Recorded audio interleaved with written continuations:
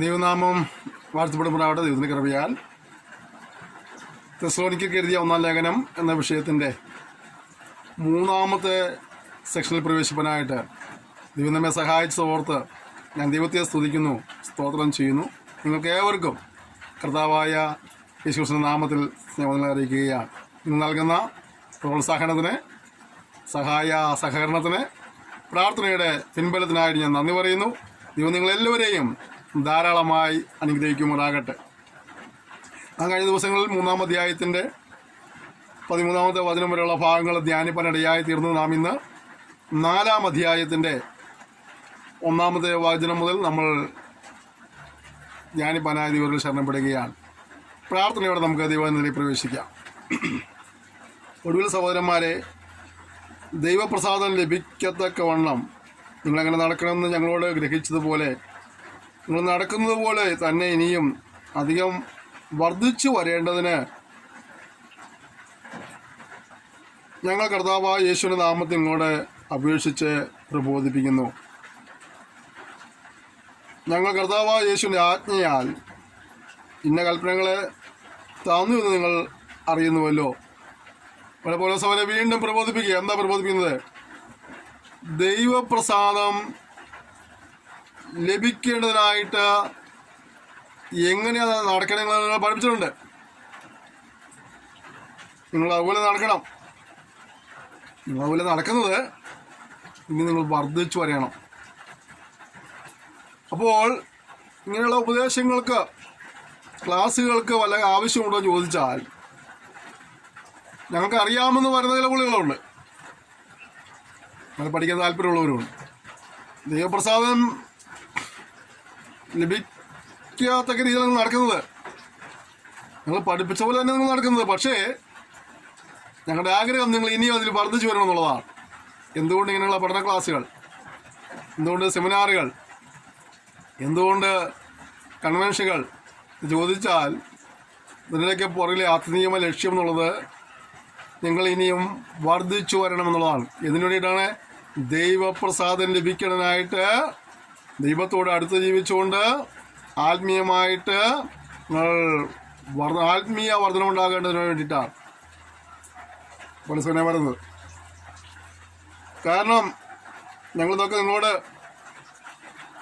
വെറുതെ പഠിപ്പിച്ചിട്ടുള്ളതാ. ആ പഠിപ്പിച്ച് നിങ്ങളനുസരിച്ച് മുന്നോട്ട് പോകണം. 3-ാം വാക്യം, ദൈവത്തിന് ഇഷ്ടം. അപ്പോൾ ദൈവപ്രസാദം ലഭിക്കാത്ത രീതിയിൽ നടക്കണം പറഞ്ഞിട്ട് അത് കാര്യം പറയാ. ദൈവത്തിന് ഇഷ്ടം എന്താ അറിയാമോ? ദൈവത്തിന് ഇഷ്ടമോ നിങ്ങളുടെ ശുദ്ധീകരണം തന്നെയാണ്. നമ്മളതിനെ വായിക്കുന്നുണ്ട്, ശുദ്ധീകരണം കൂടാതെ ആരും കർത്താവിനെ കാണുകയില്ല, അല്ലേ? അപ്പോൾ നമ്മുടെ ശുദ്ധീകരണം കർത്താവാക്കുന്നത് ഓരോ ദിവസവും, നമ്മുടെ ഓരോ സെക്ഷൻ കഴിയും തോറും, നമ്മൾ ഓരോ വചനം പഠിക്കും തോറും, ഓരോ അധ്യായം ധ്യാനിക്കുമ്പോഴും നമ്മൾ ശുദ്ധീകരണത്തിൽ വർദ്ധിച്ചു വരണം. ഓരോ ദിവസം കഴിയുന്തോറും ആത്മീയമായിട്ട് നമുക്കൊരു പുതുക്കമുണ്ടായിക്കൊണ്ടേയിരിക്കണം, വർധനമുണ്ടാകണം. എടാ, ഒരു കഷ്ണം ചേന കുഴിച്ചിട്ടാൽ 6 മാസം കഴിയുമ്പോൾ അതൊരു വട്ടം വയ്ക്കുന്നില്ലേ? ആ ഒരു വർധനമെങ്കിലും നമുക്കുണ്ടാകണ്ടേ ക്രിസ്ത്യ ജീവിതത്തിൽ, ആത്മീയ ജീവിതത്തിൽ. അപ്പോൾ ദിനംതോറും നാം അതിനും വായിക്കുകയും പഠിക്കുകയും ധ്യാനിക്കുകയും ചെയ്യുമ്പോൾ അതിനനുസൃതമായിട്ട് വളർച്ച ഉണ്ടാകണം, ആത്മീയമായ വളർച്ച ഉണ്ടാകണം, ആത്മീയ പുരോഗതി ഉണ്ടാകണം. നമ്മുടെ ശുദ്ധീകരണമാണ് കർത്താവ് ആഗ്രഹിക്കുന്നത്. ഒഴിവാക്കുന്നതെല്ലാം ഒഴിവാക്കിക്കൊണ്ടേയിരിക്കണം, ഏറ്റെടുക്കുന്നത് ഏറ്റെടുത്തുകൊണ്ടേയിരിക്കണം. ഒരു ദിവസം ഓരോ വചനം പഠിക്കുമ്പോഴും ഈ വചനമായിട്ട് എൻ്റെ ജീവിതത്തിൽ എന്താണ് ഇനി പ്രാവർത്തികമാക്കേണ്ടത്, ഈ വചനപ്രകാരം ഞാൻ ഉപേക്ഷിക്കുന്നത് വല്ലതുകൊണ്ടോ, സ്വീകരിക്കുന്നത് വല്ലതുകൊണ്ടോ, അനുസരിക്കുന്നത് വല്ലതുകൊണ്ടോ, ക്രമീകരിക്കുന്നത് വല്ലതുകൊണ്ടോ, തിരുത്തേണ്ടത് വല്ലതുകൊണ്ടോ ഒക്കെ നമ്മളോട് ചോദിക്കണം. വേറെ ആരോട് ചോദിച്ച ഉത്തരം പറയാനല്ല, നമ്മളോട് ചോദിച്ച ഉത്തരം കണ്ടെത്തിക്കണം. എന്നിട്ട് നമ്മളെ തിരുത്തണം. ദൈവപ്രസാദം ലഭിക്കാൻ വേണ്ടിയിട്ടാണ് പറഞ്ഞത്. ഇവിടെ ദൈവപ്രസാദം ലഭിക്കാൻ വേണ്ടി മനുഷ്യൻ എന്തെല്ലാം പരാക്രമം കാണിക്കുക, അല്ലേ? എന്നാല് നമ്മെ തന്നെ കാണുവാൻ, വചനപ്രകാരം കാണുവാൻ, വചനപ്രകാരം ക്രമീകരിക്കുവാൻ, വചനത്തിനനുസൃതമായി നമ്മൾ തിരുത്തുവാൻ കഴിഞ്ഞാൽ നമുക്ക് വിശുദ്ധീകരണം സൂക്ഷ്മതയായിത്തീരും. അടുത്തത്, നിങ്ങൾ ദൂർനടപ്പ് വിട്ടൊഴിഞ്ഞ് ഓരോരുത്തൻ ദൈവത്തെ അറിയാത്ത ജാതികളെപ്പോലെ കാമവികാരത്തിലല്ല വിശുദ്ധീകരണത്തിലും മാനത്തിലും താനെന്താൻ്റെ പാത്രത്തെ എടുക്കൊള്ളണം. എന്ത് അവരവരുടെ ക്രിസ്തു ജീവിതത്തെ നേടണമെന്ന് പറഞ്ഞത്. ഓരോരുത്തൻ താനെന്താൻ്റെ പാത്രത്തെ നേടണം. എങ്ങനെയാണ്? ദൂരനടപ്പ് വിട്ട് കഴിഞ്ഞ് ഓരോരുത്തരും ദൈവത്തെ അറിയാത്ത ജാതികളെ പോലെയല്ല, കാമവികാരത്തിലല്ല, വിശുദ്ധീകരണത്തിലും മാനത്തിലും താൻ്റെ പാത്രത്തെ നേടിക്കൊള്ളണം. നമ്മുടെ ഉത്തരവാദിത്തമാണ്, നമ്മെ സൂക്ഷിക്കണം. നമ്മുടെ ഉത്തരവാദിത്തമാണ്.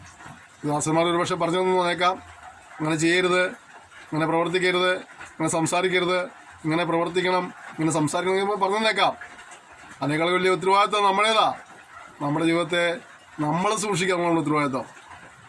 അടുത്തത്, ഈ കാര്യത്തിൽ ആരും അതിക്രമിക്കുകയും സഹോദരനെ ചതിക്കുകയും അരുത്. ഞങ്ങളുടെ മുമ്പേ പറഞ്ഞതുപോലെ ഈ വഴിക്കൊക്കെയും പ്രതികാരം ചെയ്യുന്നവൻ കർത്താവല്ലോ. അപ്പോൾ നമ്മൾ സൂക്ഷിക്കേണ്ട ഉത്തരവാദിത്തം എന്താണ്? നമ്മുടെ ഓരോ പ്രവർത്തിക്കനുസരിച്ചുള്ള പ്രതിഫലമാണ് ദൈവം നമുക്ക് തരുന്നത്. ഞാനിതാ വേഗം വരുന്നു അല്ലേ? കർത്താവ് പറഞ്ഞ അങ്ങനെയല്ലേ? അനീതി ചെയ്യുന്നതിന് അനീതി ചെയ്യട്ടെ, അഴുക്കാടുന്ന അഴുക്കാടട്ടെ. ഓരോരുത്തനെ അവനവൻ്റെ പ്രവൃത്തിക്ക് തക്കവണ്ണം കൊടുപ്പാൻ പ്രതിഫലം എൻ്റെ പക്കലുണ്ട്. അപ്പോൾ കർത്താവ് വരുന്നതിന് വേണ്ടിയാണ് ആ പ്രതിഫലം തരാൻ വേണ്ടി വരിക. നമ്മളെപ്രകാരമായിരിക്കുന്നോ അതിനനുസരിച്ചുള്ള പ്രതിഫലം കിട്ടും. അതുകൊണ്ട് നമ്മൾ ജീവിതത്തെ സൂക്ഷിക്കേണ്ടത് വളരെ വലിയ ഉത്തരവാദിത്തമാണെന്ന് മറന്നു പോകരുത്. ദൈവം നമ്മെ അശുദ്ധിക്കല്ല, വിശുദ്ധീകരണത്തിൽ രാത്രിയെ വിളിച്ചത്. ആകയാൽ തുച്ഛീകരിക്കുന്നവൻ മനുഷ്യനെയല്ല, എൻ്റെ പരിശുദ്ധാത്മാവിനെ നമുക്ക് തരുന്ന ദൈവത്തെ തന്നെ തുച്ഛീകരിക്കുന്നു. അപ്പോൾ ദൈവം നമ്മൾ വിളിച്ചതിനാണ് അശുദ്ധിക്കല്ല, വിശുദ്ധീകരണത്തിനായിട്ടാണ്. അതുകൊണ്ടാണ് ക്രമീകരിക്കണം, തിരുത്തണം എന്നൊക്കെ നമ്മൾ കൂടെ പറയുന്നത് അല്ലേ? അതൊക്കെ ഇപ്പോൾ ചിലർക്ക് ദേഷ്യമാണ്. ഓർക്കേണ്ട കാര്യം പ്രിയപ്പെട്ടവരെ, ദൈവം നമ്മുടെ ശുദ്ധീകരണം ആഗ്രഹിക്കുന്നു. ഓരോ ദിവസവും നാം ക്രമീകരിച്ച് നവീകരിച്ച് ക്രിസ്തു തലയോളം വളരുവാൻ ഇതിനെക്കുറിച്ച് ആഗ്രഹിക്കുക. ഓരോ പഠനം കഴിയുമ്പോഴും ഏതെങ്കിലുമൊക്കെ ദൈവാത്മാ ചൂണ്ടിക്കാണിക്കുന്നെങ്കിൽ അതൊക്കെ ഏറ്റുപറയുവാനും ഉപേക്ഷിപ്പാനും ക്രമീകരിക്കാനും ഇടവരുന്നെങ്കിൽ ഈ പഠനം നിങ്ങൾക്ക് അനുഗ്രഹമായി തിരിക്കുക. ഒരുപക്ഷെ നിങ്ങളത് ഞങ്ങളോട് പറഞ്ഞില്ലെങ്കിൽ പോലും ദൈവം ഞങ്ങൾക്ക് അതിനും ഒരു പ്രതിഫലം തരുവാൻ ഇടയായിത്തീരും. നിങ്ങൾ ചിലപ്പോൾ പ്രോത്സാഹിപ്പിക്കാൻ വേണ്ടി ഞങ്ങൾ ഇതാ സ്നേഹദൂത് അല്ലെങ്കിൽ ആ സന്ദേശം ക്ലാസ് ഞങ്ങൾക്ക് അനുഗ്രഹമായിരുന്നു പറഞ്ഞാൽ ഓക്കെ, സ്തോത്രം. പറഞ്ഞില്ലെങ്കിലും നിങ്ങളുണ്ടായ ക്രമീകരണം നിങ്ങൾ അനുഗ്രഹം പ്രാപിക്കുമ്പോൾ നിശ്ചയമായ ദൈവം ഞങ്ങളെ അനുഗ്രഹിക്കാൻ ഇടയായിത്തീരും. ഓക്കെ, സഹോദര പ്രീതിയെക്കുറിച്ച് നിങ്ങൾക്ക് എഴുതുവാൻ ആവശ്യമില്ല. അന്യോന്യം സ്നേഹിപ്പാൻ നിങ്ങൾ ദൈവത്താൽ ഉപദേശം പ്രാപിച്ചതല്ലാതെ അക്കുദുനിയിലെങ്ങുമുള്ള സഹോദരന്മാരുടെ ഒക്കെയും അങ്ങനെ ആചരിച്ചും പോയിരുന്നുവല്ലോ. അപ്പോൾ കൂട്ടു സഹോദരങ്ങളെ സ്നേഹിപ്പാനായിട്ട് അവർ ഉത്സാഹരായിരുന്നു. നമ്മുടെ ജീവിതത്തിലും കൂട്ടു സഹോദരങ്ങളെ സ്നേഹിപ്പാനായിട്ട് ഉത്സാഹം ഉണ്ടാകണം. കാലവർഷം കണക്കുന്ന കാലഘട്ടമാണ്, സ്കൂൾ തുറക്കുന്ന കാലഘട്ടമാണ്. ചില വീടുകൾക്ക് ചോരുന്നു വലിക്കുന്ന അനുഭവങ്ങളുണ്ടായിരിക്കാം. കുഞ്ഞുങ്ങൾ കൊടയില്ലാതെ സ്കൂളിൽ പോകുന്നുണ്ടായിരിക്കാം, പുസ്തകമില്ലാതെ സ്കൂളിൽ പോകുന്നുണ്ടായിരിക്കാം, യൂണിഫോമില്ലാതെ സ്കൂളിൽ പോകുന്നുണ്ടായിരിക്കാം. ഇവരൊക്കെ കാണുമ്പോൾ ദൈവം സഹായിക്കുന്നു മാത്രം പറയാതെ, ഞങ്ങൾ പ്രാർത്ഥിക്കാതെ മാത്രം പറയാതെ എന്തെങ്കിലും ചെയ്യാൻ കഴിയുമെങ്കിൽ 2 നോട്ട് ബുക്ക് മേടിച്ചു കൊടുക്കാൻ നിവൃത്തിയില്ല, 2 നോട്ട് ബുക്ക് മേടിച്ച് കൊടുക്കുക. ഒരു പേന മേടിച്ച് കൊടുക്കാൻ കഴിയുന്ന ഒരു പേന മേടിച്ച് കൊടുക്കുക.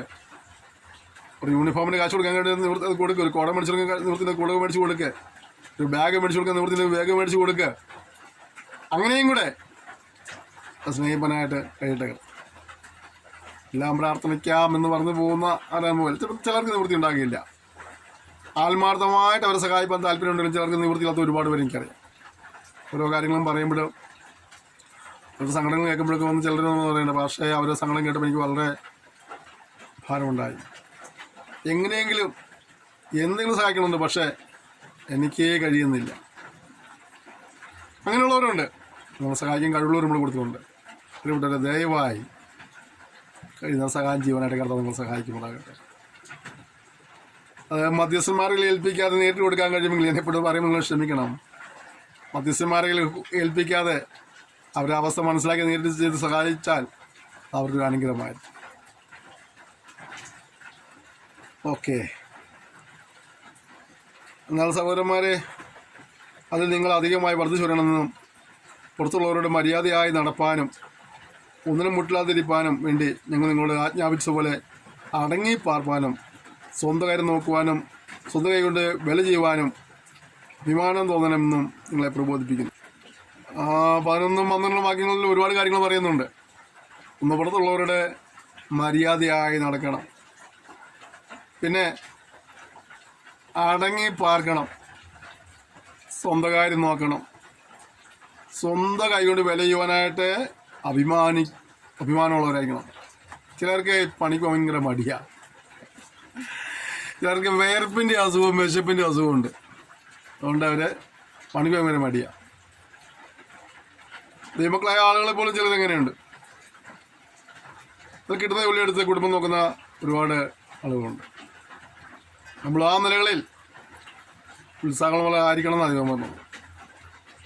സ്വന്തം നോക്കുന്നവരായിരിക്കണം, അടങ്ങി പറക്കുന്നവരായിരിക്കണം. പിന്നെന്താണ്? പുറത്തുള്ളവരുടെ മര്യാദ നടക്കണം, വില ചെയ്യുവാൻ അഭിമാനമുള്ളവരായിരിക്കണം. എന്നിട്ട് 13 വാക്യം പറയും. ഇതുപോലെയുള്ള പ്രായോഗിക ഉപദേശങ്ങൾ 13 വാക്യം വരുമ്പോൾ വേറെ ഒരു തലങ്ങളിലേക്ക് വല്ല മാറുകയാണ്. സഹോദരന്മാരെ, നിങ്ങൾ പ്രത്യാശയില്ലാത്ത മറ്റുള്ളവരെ പോലെ ദുഃഖിക്കാതിരിക്കേണ്ടതിന് ഇതിരെ കൊള്ളുന്നവരെ കുറിച്ച് അറിവില്ലാതിരിക്കരുത് എന്ന് ഞങ്ങൾ ആഗ്രഹിക്കുന്നു. നമ്മുടെ സംസ്കാര ശുശ്രൂഷയിലൊക്കെ ഒരുപാട് പ്രാവശ്യം വായിച്ചു കേൾക്കുന്ന ഒരു വേദവാക്യമാണിത്. യേശു മരിക്കുകയും ജീവിച്ചെഴുന്നേൽക്കുകയും ചെയ്തതെന്ന് നാം വിശ്വസിക്കുന്നെങ്കിൽ അങ്ങനെ തന്നെ ദൈവം എതിരുകൊണ്ടവരെയും യേശു മുഖാന്തരം അവനോട് കൂടെ വരുത്തും. കർത്താവിൻ്റെ പ്രത്യക്ഷത വരെ ജീവനോടെ ശേഷിക്കുന്നവരെ നാം എതിരുകൊണ്ടവർക്ക് മുമ്പാകെയില്ല എന്ന് ഞങ്ങൾ കർത്തന വചനത്താൽ നിങ്ങളോട് പറയുന്നു. കർത്താവ് താൻ ഗംഭീരനാഥത്തോടും പ്രധാന ദൂതൻ്റെ ശബ്ദത്തോടും ദൈവത്തിൻ്റെ കാഹളത്തോടും കൂടെ സ്വർഗ്ഗത്തിൽ നിന്ന് ഇറങ്ങി വരികയും ക്രിസ്തുവിൽ മരിച്ചവർ മുമ്പേ ഉയർത്തെഴുന്നേൽക്കുകയും ചെയ്യും. പിന്നെ ജീവനോടെ ശേഷിക്കുന്ന നാം അവരോട് ഒരുമിച്ച് ആകാശത്തിൽ കർത്താവിനെ എതിരേൽപ്പാൻ നഗരങ്ങളിൽ എടുക്കപ്പെടും. ഇങ്ങനെ നാം എപ്പോഴും കർത്താവിനോട് കൂടെ ഇരിക്കും. യുവജനങ്ങളെ കൊണ്ട് നിങ്ങൾ അന്യോന്യം ആശ്രയിച്ചുകൊള്ളുവിൻ. വളരെ പ്രതീക്ഷ നൽകുന്ന, പ്രത്യാശ നൽകുന്ന ഒരു പദവിഭാഗമാണ് അല്ലേ. 13 മുതൽ 18 വരെ കർത്താവിൻ്റെ രണ്ടാമത്തെ വരവിനെക്കുറിച്ച്, വിഭജനത്തിൻ്റെ രൂപാന്തരത്തെക്കുറിച്ച്, എടുക്കപ്പെടുന്നതിനെക്കുറിച്ച്, എടുക്കപ്പെടുന്ന ശേഷമുള്ള കർത്താവിനോട് ഒരുമിച്ചുള്ള വാസത്തെക്കുറിച്ചൊക്കെ വളരെ സന്തോഷകരമായ രീതിയിലൂടെ പ്രതിപാദിച്ചിട്ടുണ്ട്. ഓരോ പ്രിയപ്പെട്ടവരും നമ്മളെ വിട്ടുപോയാൽ, വേറെ വിട്ടുപോയാൽ അവർക്ക് ദുഃഖിക്കേണ്ട. അവരുടെ ദൈവത്തിലാണെങ്കിൽ എവിടെയാണ് കർത്താവിൻ്റെ സന്നിധിയിലായിരിക്കും.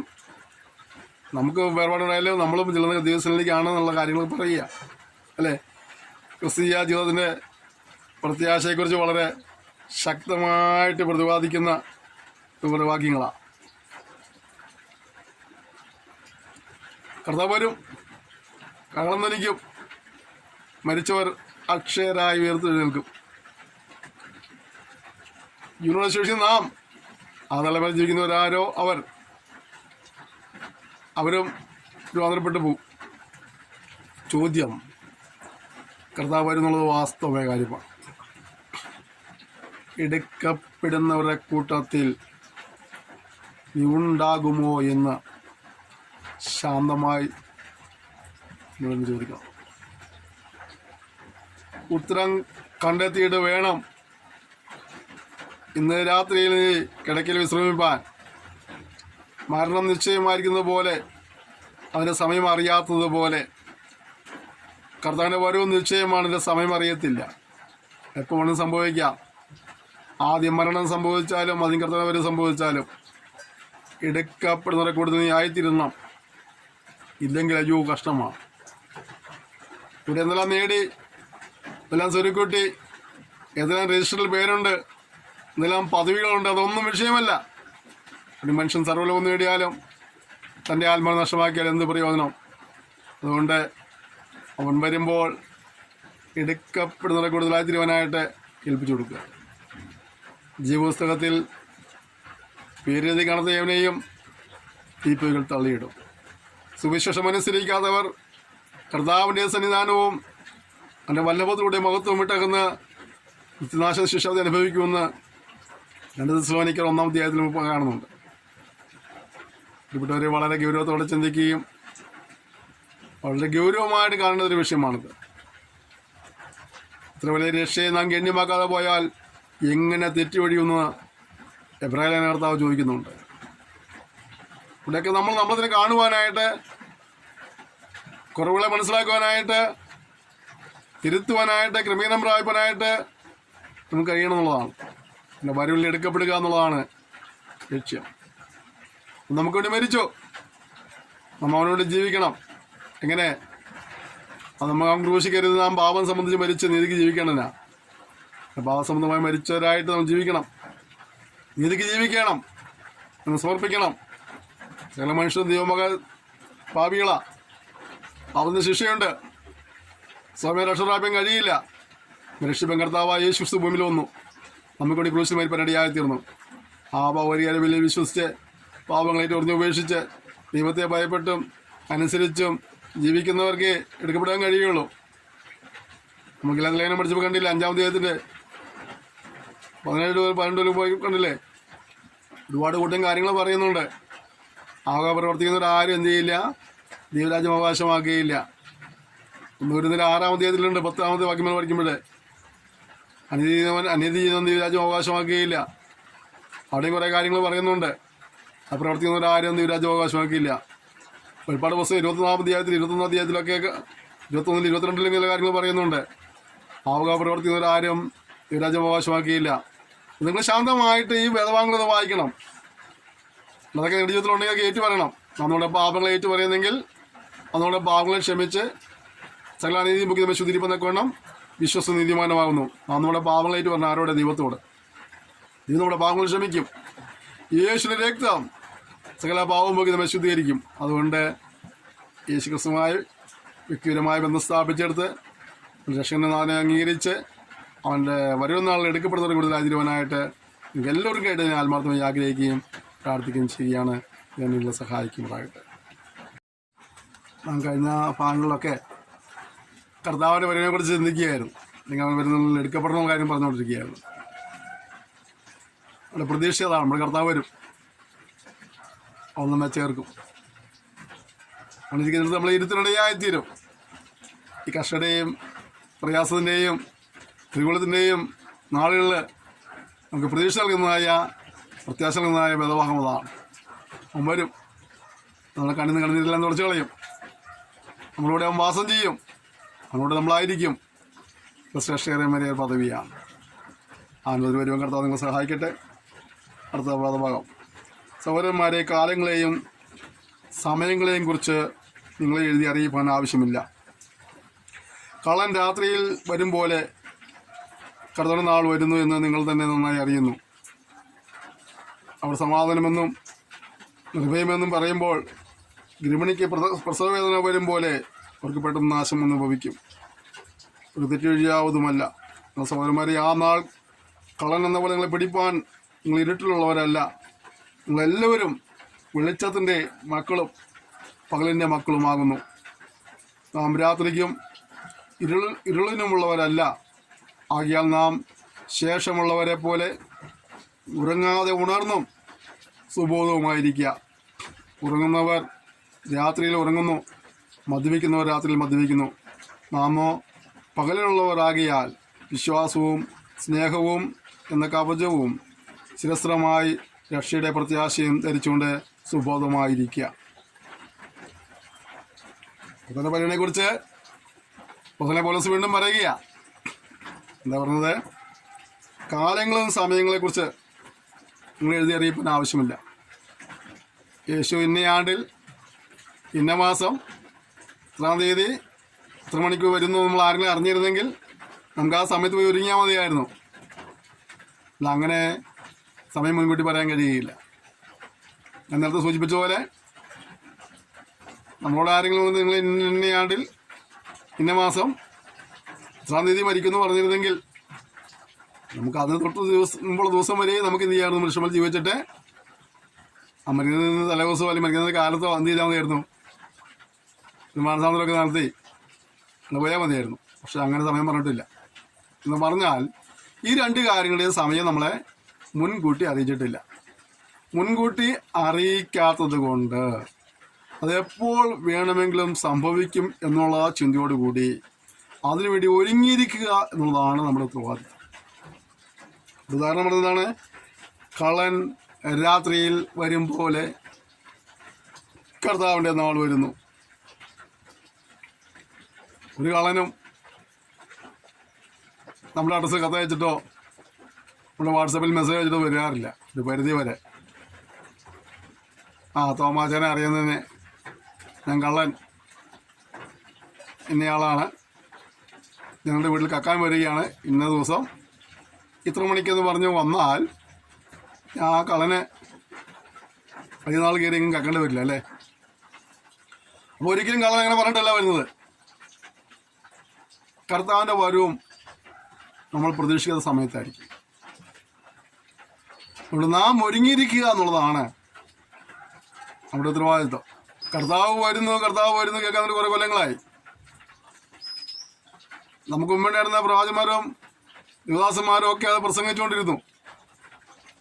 ഈ തലമുറയിലെ യുവദാസന്മാരെ പ്രസംഗിക്കുക. പക്ഷേ ഒരു തലമുറയ്ക്ക് അത് പ്രസംഗിക്കേണ്ടി വന്നേക്കാം. ഒറ്റ ചോദ്യം, നിന്റെ ഒരുക്കം എത്രമാത്രം ഉണ്ടെന്നുള്ളതാണ്.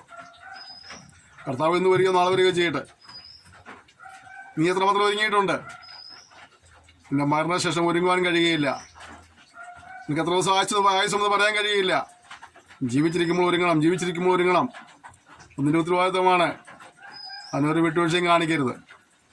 ഇവിടെ ആ ഒരു ഒരുക്കത്തെക്കുറിച്ച് പറയുക. എന്നിട്ട് അടുത്ത പറയുന്നത് അറിയാമോ? ചിലരിതിനെ അലക്ഷ്യമായി മുന്നോട്ട് പോയിക്കൊണ്ടിരിക്കുക. അലക്ഷ്യമായി കാണുന്നവർക്ക് ശിക്ഷാവധി ഉണ്ടാകുമെന്ന് വളരെ വ്യക്തമായി പറയുക. കർത്താവിന്റെ വരവെന്നൊക്കെ പറയുമ്പോൾ ചിലർക്കത് പുച്ഛമാണ്. ചിലർ ഇന്നും അത് കേട്ടിട്ടും അലസമായ ജീവിതത്തെ കൈകാര്യം ചെയ്തവരുണ്ട്. ഓർക്കുക, കർത്താവ് പെട്ടെന്ന് വരികയും നിങ്ങൾ ശിക്ഷാവധിയിലാക്കപ്പെടുകയും ചെയ്യും. കൈവിടപ്പെടുവാനിടയായിത്തീരും. അതുകൊണ്ട് എടുക്കപ്പെടുന്നതിന് കൂടുതലായിത്തീരാനായിട്ട് ഉത്സാഹത്തോടെ ഒരുങ്ങുക എന്നുള്ള ഉത്തരവാദിത്വം നിങ്ങളിൽ മാത്രം നിക്ഷിപ്തമായതാണ്. ആ നാൾ കള്ളൻ എന്ന പോലെ നിങ്ങളെ പിടിപ്പാൻ നിങ്ങൾ ഇരുട്ടിലുള്ളവരല്ല, നിങ്ങളെല്ലാവരും വെളിച്ചത്തിൻ്റെ മക്കളും പകലിൻ്റെ മക്കളുമാകും. നമ്മളാരാണ്? ഇരുട്ടിലുള്ളവരല്ല. നമ്മളാരാണ്? വെളിച്ചത്തിൻ്റെ മക്കളാണ്. വെളിച്ചത്തിൻ്റെ മക്കളായതുകൊണ്ട് നമ്മൾ എന്ത് ചെയ്യണം? നമുക്കൊരു ഉത്തരവാദിത്തമുണ്ട്. ആകിയാൽ നാം ശേഷമുള്ളവരെ പോലെ ഉറങ്ങാതെ ഉണർന്നും സുബോധവുമായിരിക്കുക. ആത്മീയ അലസത കൈവിടണം. ആത്മീയ അലസതയാണെന്ന് ദൈവസഭയ്ക്ക് പറ്റിയതായ ഏറ്റവും വലിയ കുഴപ്പമെന്നറിയാമോ? ആത്മീയമായ അലസത. ഒരു കാലഘട്ടത്തിൽ നമുക്ക് കഷ്ടവും പ്രയാസവും എതിർപ്പും ഒക്കെ ഉണ്ടായിരുന്നു, ഉപദ്രവങ്ങളൊക്കെ ഉണ്ടായിരുന്നു. പണ്ടത്തെ പിതാക്കന്മാർ ഒരുപാട് വില കൊടുത്ത അതാണ് സേവിച്ചതും ദൈവസഭകളുടെ ഉന്നമനത്തിനായി പ്രവർത്തിച്ചതും. അങ്ങനെയൊക്കെ വന്ന് ഇന്ന് ദൈവസഭയ്ക്ക് ഒരു സ്ഥാനവും മാനവും പദവിയൊക്കെ ആയി. പക്ഷെ എന്ത് സംഭവിച്ചു? നമ്മളിൽ ആത്മീയ അലസത കൊടികുത്തി വാഴുകയാണ്. കർത്താവ് വരുമെന്ന് പറയുകയും ഞങ്ങളുടെ പാട്ടുകൾ പാടുകയൊക്കെ ചെയ്യുമ്പോഴും നമ്മുടെ ജീവിതത്തിൽ നമ്മളൊരു ഒരുക്കമോ ഒരു ക്രമീകരണമോ ഒന്നും നടക്കുന്നില്ല. നമ്മൾ വെളിച്ചത്തിൻ്റെ മക്കളെന്ന് പറയുകയും നമ്മൾ ഇരുട്ടിൻ്റെ പ്രവർത്തികളെ സന്തോഷിക്കുകയും കൂട്ടാളികളാകുകയും ചെയ്യുകയാണ്. നമ്മുടെ സഭയ്ക്കകത്തുള്ള ഗ്രൂപ്പീസവും തമ്മിലടിയും സഭാ പൊളിറ്റിക്സൊക്കെ അതിൻ്റെ തെളിവുകളാണ്. ചിലർ സ്ഥാനം കിട്ടിക്കഴിഞ്ഞാൽ ആ സ്ഥാനം നിലനിർത്താൻ വേണ്ടി എന്തെല്ലാം കാര്യങ്ങൾ, ചിലർ സഭയുടെ ഭരണഘടന വരെ പൊളിച്ചെഴുതുകയാണ്. പിതാക്കന്മാരെ വർഷങ്ങളായിട്ട് എഴുതി വെച്ചിരുന്ന കാര്യങ്ങളെ പോലും മാറ്റം വരുത്തിയിട്ട് എങ്ങനെയെങ്കിലൊക്കെ ഈ സ്ഥാനത്ത് പിടിച്ചിരിക്കാൻ വേണ്ടി എന്തെല്ലാം തന്ത്രങ്ങൾ മെനയാവോ അതെല്ലാം മെനയുകയാണ്. ആർക്ക് വേണ്ടിയിട്ടാ? എന്തിനു വേണ്ടിയിട്ടാ? നിങ്ങൾ ഈ പദവിയിലിരുന്നോണ്ട് നിങ്ങൾ ദൈവസഭയ്ക്ക് എന്ത് ഉപകാരം കിട്ടിയിട്ടുണ്ട്? ചിന്തിച്ചിട്ടുണ്ടോ? ദൈവസഭയുടെ ഒരു ആത്മീയ പ്രസ്ഥാനത്തിന് നേതൃസ്ഥാനത്ത് നിങ്ങൾ വന്നതിൻ്റെ പേരിൽ ആ പ്രസ്ഥാനത്തിന് എന്ത് നേട്ടം? നിങ്ങൾക്ക് ഇത് നേട്ടം ഉണ്ടായെന്നുള്ളതല്ല, നിങ്ങൾക്ക് ഒരുപാട് നേട്ടം ഉണ്ടായിട്ടുണ്ടാവാം. നിങ്ങൾ മുഖാന്തരം ആ പ്രസ്ഥാനത്തിന് നേട്ടം ഉണ്ടായിട്ടുണ്ട്, ആ സംഘടനയ്ക്ക് നേട്ടം ഉണ്ടായിട്ടുണ്ട്. നിങ്ങൾ ആ പദവിയിൽ വന്നതിൻ്റെ പേരിൽ അതിലുള്ള സാധാരണപ്പെട്ട ദൈവജനത്തിനോ യുവദാസന്മാർക്കോ ഒന്നും നേട്ടം ഉണ്ടായിട്ടുണ്ട്. ഏതെങ്കിലും പ്രസ്ഥാനത്തിന് നേതാക്കന്മാരായിരിക്കുന്ന ആരെങ്കിലും ഇത് കേൾക്കുന്നെങ്കിൽ നിങ്ങളുള്ള ചോദ്യമാണ്. അല്ലെങ്കിൽ ദൈവസഭയിൽ നിങ്ങൾക്ക് ഏതെങ്കിലും ഒരു പദവി ഉണ്ടെങ്കിൽ, സ്ഥാനമുണ്ടെങ്കിൽ, സഭാ സെക്രട്ടറിയോ ട്രഷററോ കമ്മിറ്റി മെമ്പറോ ആരും ആകട്ടെ, സെൻറ്ററിൻ്റെ സെക്രട്ടറിയോ സെൻറ്ററിൻ്റെ പ്രസിഡന്റോ ആരും ആകട്ടെ, നിങ്ങൾ ആ സ്ഥാനത്ത് വന്നതിൻ്റെ പേരിൽ ആ ലോക്കൽ സഭയ്ക്ക് അല്ലെങ്കിൽ ആ പ്രസ്ഥാനത്തിന് എന്ത് ഗുണമുണ്ടായിട്ടുണ്ട്? എന്തിനാണ് നിങ്ങൾ ഈ സ്ഥാനം നിലനിർത്താൻ വേണ്ടി പാടുപെടുന്നത്? മുഖസ്തുതി പറയുന്നവർക്കോ ശിങ്കിടികൾക്കോ എന്തെങ്കിലും നേട്ടമുണ്ടായതല്ല ചോദിച്ചത്. ആഗോളമായ ദൈവസഭയ്ക്ക് എന്തെങ്കിലും നേട്ടമുണ്ടായിട്ടുണ്ടോ? നാളുകളെ ആ സ്ഥാനങ്ങളിൽ നിലനിർത്താൻ വേണ്ടി എന്തെല്ലാം കാട്ടിക്കൂട്ടുന്നു അല്ലേ. വെളിച്ചത്തിൻ്റെ മക്കളെന്ന് പറയുകയും ഇരുട്ടിൻ്റെ പ്രവർത്തനം ചെയ്യുകയും ചെയ്യുന്നു. ഇവിടേക്കാണ് പ്രിയപ്പെട്ട തിരുത്തൽ വേണ്ടത്. ഒരു പക്ഷേ ഇത് കേൾക്കുമ്പോൾ ചിലർക്ക് ദേഷ്യപ്പെടുന്നേക്കാം. ചിലർ പറയും അങ്ങനെ തന്നെ പറയണം ഭാഷ, ഇത് തന്നെ പറയണം. ഞങ്ങൾ ഒരുപാട് കാലം ഇത് കാണുകയും കേൾക്കുകയും ചെയ്യുന്ന ഭാഷകളിൽ തുറന്ന് പറഞ്ഞുള്ളത് പറയുന്ന ആളുകളുണ്ടാവാം. എല്ലാവരും കുറ്റം പറയാൻ വേണ്ടി പറഞ്ഞതല്ല. നമുക്ക് വേണ്ടി ഒരു നവീകരണം, നമുക്ക് വേണ്ടി ഒരു മാറ്റം കർത്താവ് വന്നാൽ നമ്മൾ പോകുന്നില്ലെങ്കിൽ അതിൽ പരം കഷ്ടവും നഷ്ടവും ദുഃഖവും വേറെയില്ല. നമ്മൾ പലരെയും പോകില്ല, അവിടെ മാറ്റി നിർത്തിയിട്ടുണ്ട്. അവരുടെ കാര്യം അവിടെ നിൽക്കട്ടെ. പോകുമെന്ന് പറയുന്നവരുടെ അവസ്ഥ എന്താ ആണ് ശാന്തമായി ചിന്തിക്കേണ്ടത്. അവിടെ നമുക്കൊരു മാറ്റം വരേണ്ടത്, അവിടെ ക്രമീകരണം വേണ്ടത്, അവിടെ തിരുത്തൽ വേണ്ടത്, അവിടെ ഒരുക്കം വേണ്ടത്. നാം രാത്രിക്കും ഇരുളിനുമുള്ളവരല്ല. ആകിൽ നാം ശേഷമുള്ളവരെ പോലെ എന്ത് ചെയ്യരുത്? ഉറങ്ങരുത്. ആത്മീയ മന്ദതകൾ കൈവിടണം. ആത്മീയ മന്ദതകൾ ഉപേക്ഷിക്കണം. ആത്മീയ മന്ദത ഉപേക്ഷിച്ച് ഒരുക്കമുള്ളവരായിരിക്കണം. ദൈവസഭ എന്ന് ഉറങ്ങുകയാണ്. എവിടെ നോക്കിയാലും ദൈവസഭ ഉറങ്ങിക്കൊണ്ടിരിക്കുക, ദൈവമക്കൾ ഉറങ്ങുകയാണ്, ദൈവദാസന്മാർ ഉറങ്ങുകയാണ്. അവരവർക്ക് ലഭിച്ച സ്ഥാനങ്ങളിലും പദവികളിലും ഒക്കെ സന്തോഷിച്ചുകൊണ്ട് ഉറങ്ങുന്ന അവസ്ഥയാണ്. നമ്മൾ ഉറങ്ങുമ്പോൾ ഓർക്കണം, ഉറങ്ങുമ്പോഴാണ് ശത്രു വന്ന് കള വിതയ്ക്കുന്നത്. ദൈവസഭയ്ക്കകത്ത് ദുരുപദേശത്തിൻ്റെയും അശുദ്ധിയുടെയും പാപത്തിൻ്റെയും ഒക്കെ കള വിതയ്ക്കുന്നത് നമ്മൾ ഉറങ്ങുമ്പോഴാണ്. അതുകൊണ്ട് ഉണർന്നിരിക്കുവാനുള്ളൊരു ആഹ്വാനം ദൈവത്തിൻ്റെ പരിശുദ്ധാത്മാവ് ഈ സന്ദേശം നൽകുകയാണ്. നീ ഉണർന്നിരിക്കണം. നിന്റെ ജീവിതത്തിൽ ശത്രു കള വിതയ്ക്കാതിരിക്കാൻ വേണ്ടിയിട്ട്, നിന്റെ കുടുംബത്തിൽ ശത്രു കള വിതയ്ക്കാതിരിക്കാനായിട്ട്, സഭയിൽ ശത്രു കള വിതയ്ക്കാതിരിക്കാനായിട്ട്, ശുശ്രൂഷ മണ്ഡലങ്ങളിൽ ശത്രു കള വിതയ്ക്കാതിരിക്കേണ്ടതിനായിട്ട്, നിന്റെ പ്രസ്ഥാനത്തിൽ ശത്രു കള വിതയ്ക്കാതിരിക്കേണ്ടതിനായിട്ട്, നിന്റെ പ്രസ്ഥാനത്തിലും നിന്റെ പ്രവർത്തന മണ്ഡലങ്ങളിലും ഒക്കെ ശത്രുവായവൻ കള വിതയ്ക്കാതിരിക്കേണ്ടതിന് ഉണർന്നിരിക്കുവാൻ എന്റെ ദൈവാത്മാവ് നിന്നോട് ആവശ്യപ്പെടുകയാണ്. ആ ഉത്തരവാദിത്വം നീ മറന്നു പോകരുത്. സുബോധമായി ഉണർന്നിരിക്കണം. മദ്യപിക്കുന്നവർ രാത്രിയിൽ മദ്യപിക്കുന്നു, നാമം പകലുകളുണ്ടാകിയാൽ വിശ്വാസവും സ്നേഹവും എന്ന കവചവും ചിരസ്ഥലമായ രക്ഷയുടെ പ്രത്യാശ ധരിച്ചുകൊണ്ട് സുബോധമായിരിക്കണം. സുബോധത്തിലിരിക്കേണ്ട കാലഘട്ടമായത്. തിരുത്തലുകൾ നമുക്ക് അനിവാര്യമാണ്, ക്രമീകരണം നമുക്ക് അനിവാര്യമാണ്. മറ്റുള്ളവരെ നന്നാക്കാൻ വേണ്ടി ഓടുക, മറ്റുള്ളവരെ ഉണർത്തുവാൻ ഓടുക. ഉണരേണ്ടത്, ക്രമീകരിക്കേണ്ടത്, നവീകരണം വേണ്ടത് നമ്മളെ മനസ്സിലാക്കിക്കൊണ്ട് നമ്മുടെ ആത്മീയ അലസത വിടിഞ്ഞ്, ആത്മീയ മന്ദത വിടിഞ്ഞ്, ആത്മീയ ഉറക്കം വിട്ട് ഉണരേണ്ട സുബോധത്തിലിരിക്കേണ്ട ഒരു കാലഘട്ടമാണിത്. നമുക്കൊരു വലിയ ഉത്തരവാദിത്വമുണ്ട്. ഒരു വലിയ ഉത്തരവാദിത്വം പരിശുദ്ധാത്മാവ് ഈ തലമുറയിൽ നമ്മിൽ സമ്മാനിച്ചിരിക്കുകയാണ്, നമ്മെ പരിവേൽപ്പിച്ചിരിക്കുകയാണ്. നാം ഇത് ചെയ്യുന്നില്ലെങ്കിൽ ഇനി ആര് ചെയ്യും? നമ്മളാണ് ഒരുങ്ങേണ്ടവർ, നമ്മളാണ് സുബോധത്തിലിരിക്കേണ്ടവർ, നമ്മളാണ് ഉണർന്നിരിക്കേണ്ടവർ. എന്നിട്ട് വേണം നമുക്ക് മറ്റുള്ളവർ ഉണർത്തുവാനായിട്ട്, മറ്റുള്ളവർ ഒരുക്കുവാനായിട്ട്.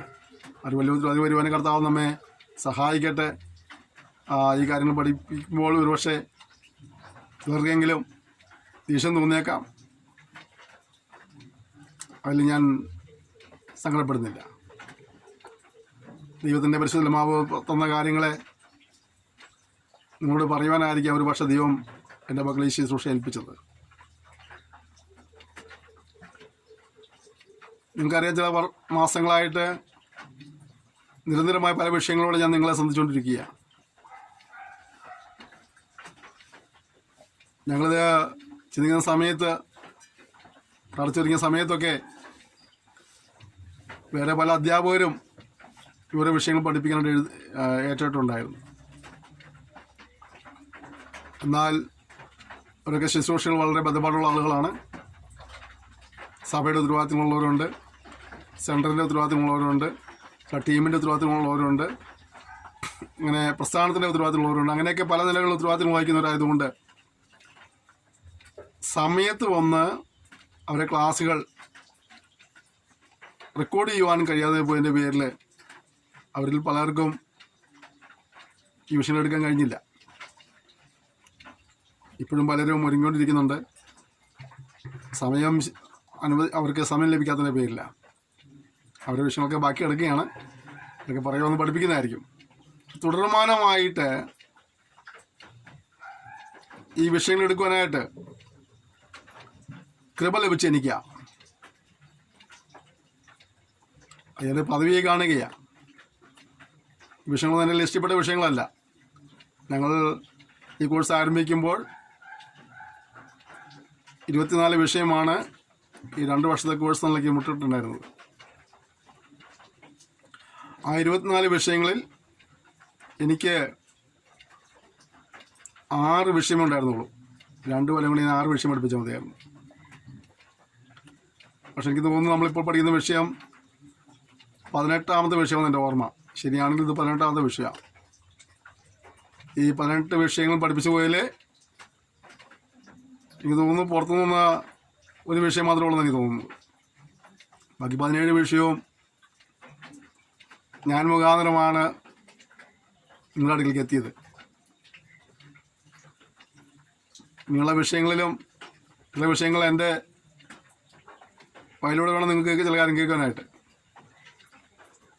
ഇതൊന്നൊരു പദവിയാണ്. പിന്നെ ഒരു കാര്യം പറയാം, അങ്ങനെ എന്നെ ഈശ്വര ഏൽപ്പിച്ചിട്ടുണ്ടെങ്കിൽ അത് വിശ്വസ്തയോടെ ചെയ്യേണ്ടത് എൻ്റെ ഉത്തരവാദിത്തമാണ്. ചിലപ്പോൾ മാന്യ ശ്രോതാക്കൾക്ക് ഇഷ്ടപ്പെടാത്ത ചില കാര്യങ്ങൾ എനിക്ക് പറയേണ്ടി വന്നേക്കാം. അപ്പം അതിനും അത് പറയുന്നതുകൊണ്ട് ഞാനത് ഓർമ്മിപ്പിക്കുകയാണ്. അവരവർ തിരുത്തപ്പെടേണ്ടത് അവരവരുടെ ഉത്തരവാദിത്തമാണ്. ഓരോരുത്തൻ താനും താൻ്റെ പാത്രങ്ങളെ നേടണമെന്നാണ് നമ്മൾ ഇത് ഈ 4-ാം അധ്യായത്തിൻ്റെ 4-ാം വാക്യം നമ്മൾ വായിച്ചത് അല്ലേ. നമ്മുടെ ഉത്തരവാദിത്തമാണ് നമ്മളെ സൂക്ഷിക്കുക എന്നുള്ളത്, നമ്മളെ നേടുക എന്നുള്ളത്.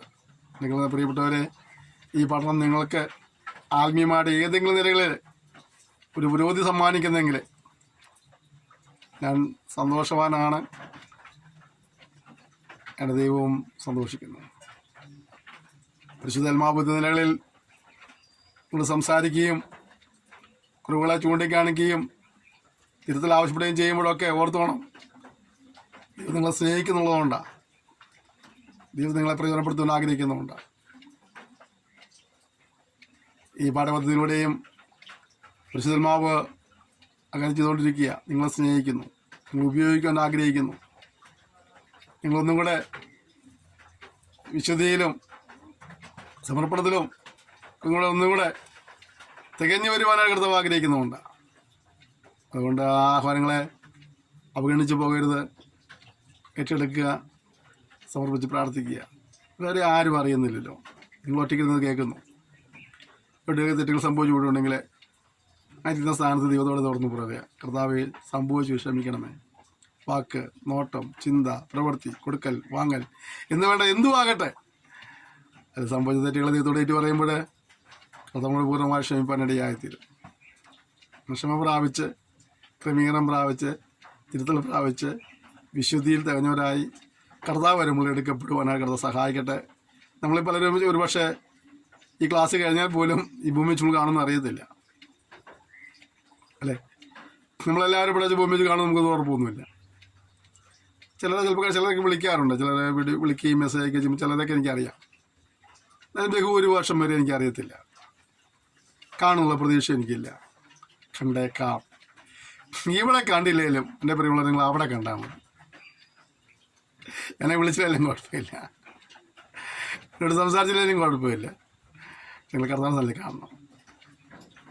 കർത്താവ് തന്നെ കാണുമ്പോൾ ഞാൻ അവിടെ ഒന്ന് ചോദിച്ചോളാം, അപ്പോച്ചാ ഞാൻ അന്ന് ആ ക്ലാസ്സൊക്കെ എടുത്ത സമയത്ത് അതുകൊണ്ട് രക്ഷിക്കപ്പെട്ടവരോ ക്രമീകരിച്ചവരോ വിലയ്ക്ക് വേണ്ടി സമർപ്പിച്ചവരോ ആരെങ്കിലും ഉണ്ടോ എന്ന് ചോദിക്കുമ്പോൾ യേശപ്പച്ചൻ കാണിച്ചില്ല. ആടാ നിങ്ങളുടെ ഗ്രൂപ്പൊക്കെ നിൻ്റെ ആ ക്ലാസ്സിലൂടെ അനുഗ്രഹിക്കും പ്രാപിച്ചവരാ.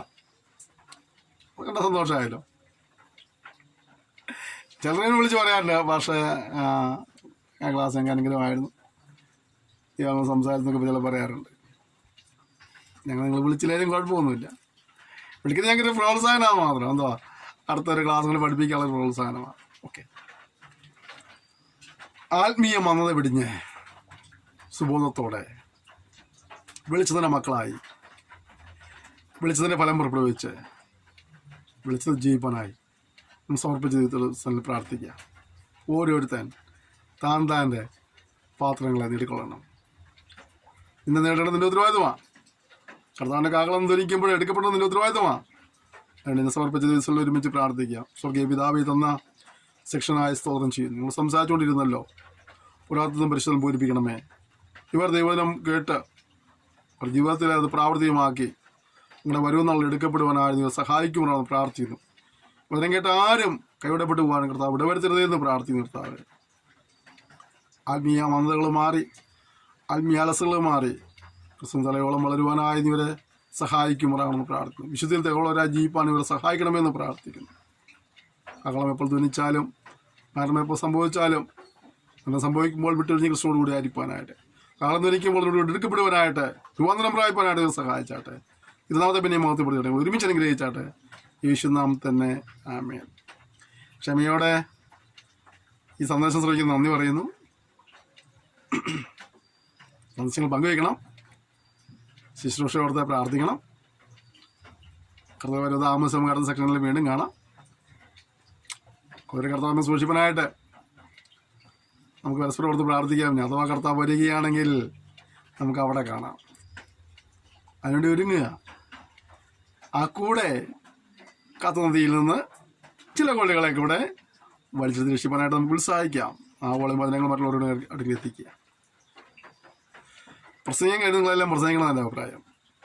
മൊബൈലൊക്കെ ഉണ്ടല്ലോ, ഞാൻ ഈ മൊബൈൽ അതൊക്കെ റെക്കോർഡ് ചെയ്യണത് ഈ മൊബൈൽ തന്നെയാണ്, എഡിറ്റ് ചെയ്യുന്നത് മൊബൈൽ തന്നെയാണ്. അപ്പോൾ നിങ്ങൾക്ക് അതിനേക്കാളും വിദ്യാഭ്യാസവും മൊബൈലൊക്കെ ഉപയോഗിക്കാൻ കഴിവുള്ള ആളുകളാണ്. നിങ്ങൾ ചെറിയ ചെറിയ സന്ദേശങ്ങൾ റെക്കോർഡ് ചെയ്യണം. ഇത് നിങ്ങൾക്ക് സോഷ്യൽ മീഡിയയിൽ ഫേസ്ബുക്കിലോ യൂട്യൂബിലോ ഒക്കെ അപ്ലോഡ് ചെയ്യണമെന്ന്. ആളുകൾ ദൈവനം കേൾക്കട്ടെ, ദൈവനം പഠിക്കട്ടെ. എത്ര പേര് പറഞ്ഞാലും മതിയാവില്ല. കാരണം എന്താ അറിയാമോ, കൊയ്ത്ത് ഏറെയുണ്ട്, വേലക്കാർ ചുരുക്കമാണ്. ഇത് കുറേ പേരൊക്കെ ഈ ലക്ഷ്യം മറന്നൊക്കെ ഉറങ്ങിക്കിടക്കൊണ്ടിരിക്കുക. അടുത്ത തട്ടുകൊണ്ടിടത്ത എളുപ്പമുള്ള കാര്യമൊന്നുമല്ല. നീ ചെയ്യും നിൻ്റെ റോള്. ഇതിന് അനുഗ്രഹിക്കും. അതുകൊണ്ട് നിങ്ങളൊക്കെ ദൈവം ഇടണം. പ്രസംഗം തീരെ പറ്റില്ലെങ്കിൽ നിങ്ങളുടെ സന്ദേശങ്ങളൊക്കെ ഷെയർ ചെയ്യും. അങ്ങനെ ആൾക്കാർ എത്തട്ടെ. ഒരുമിച്ച് നാമത്തിന് ധ്യാനം പങ്കെടുത്ത സഹായിക്കട്ടെ. Thank you. May God bless you.